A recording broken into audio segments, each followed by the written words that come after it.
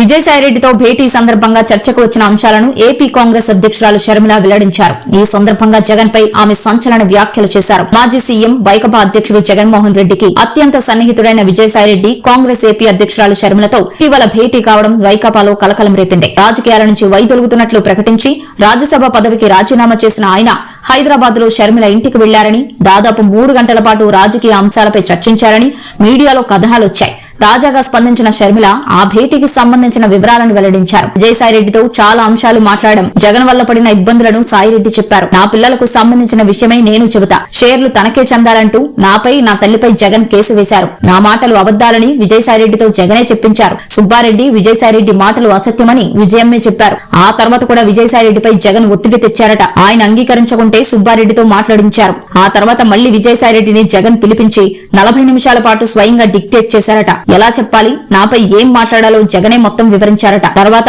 Press meet పెట్టకపోవడంతో Jagan ఆగ్రహం వ్యక్తం చేశారట. ఈ విషయాలన్నీ విజయసాయిరెడ్డి నాకు స్వయంగా చెప్పారు. ఆయన చెప్పినవి విన్నాక కన్నీళ్లొచ్చాయి. ఇప్పుడు కార్యకర్తలు గుర్తొచ్చారు జగన్మోహన్ రెడ్డి గారు.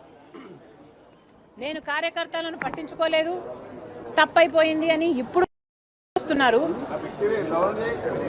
ఇప్పుడు జగన్మోహన్ రెడ్డి గారు నాయకులు నన్ను వదిలిపెట్టి వెళ్ళకండి, కార్యకర్తలు నన్ను వదిలిపెట్టి వెళ్ళకండి అని అడుక్కుంటున్నారంటే జగన్మోహన్ రెడ్డి గారికి క్రెడిబిలిటీ లేదన్న విషయం జగన్మోహన్ రెడ్డి గారికి కూడా అర్థమైనట్టు లెక్క.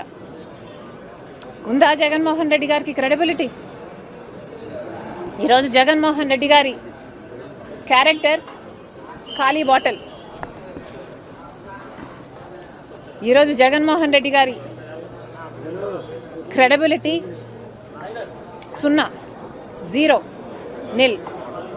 జగన్మోహన్ రెడ్డి గారు నేను కార్యకర్తలను పట్టించుకోలేదు, తప్పైపోయిన ఆస్పెక్ట్ ఒక్కటే నేను మీకు చెప్తా ఉన్నా.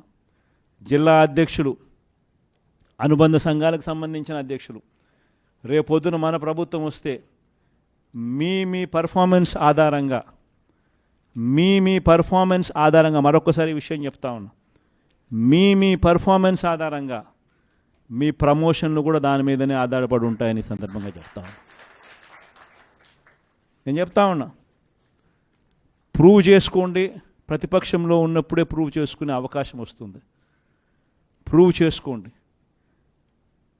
చేసుకోండి, ప్రమోషన్ ఇచ్చే బాధ్యత నాది. ఈరోజు మనం యుద్ధం చేసేది ఒక చంద్రబాబు నాయుడుతో కాదు. యుద్ధం చేసేది మనం ఒక చెడిపోయిన ఒక వ్యవస్థతో యుద్ధం చేస్తా ఉన్నాం.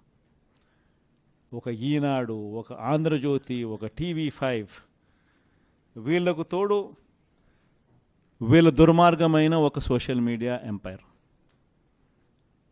రాక్షసులతో యుద్ధం చేస్తూ ఉన్నాం. ఈ రాక్షసులు ఎంత దారుణమైన వాళ్ళు అంటే, వీళ్ళే ఒక అబద్ధం క్రియేట్ చేస్తారు, వీళ్ళే ఆ అబద్ధానికి రెక్కలు కడతారు, వీళ్ళే ఆ అబద్ధాన్ని గోబెల్స్ ప్రచారంలో భాగంగా ఇంతమంది కలిసి ఒకే మాట మాట్లాడడం మొదలు పెడతారు.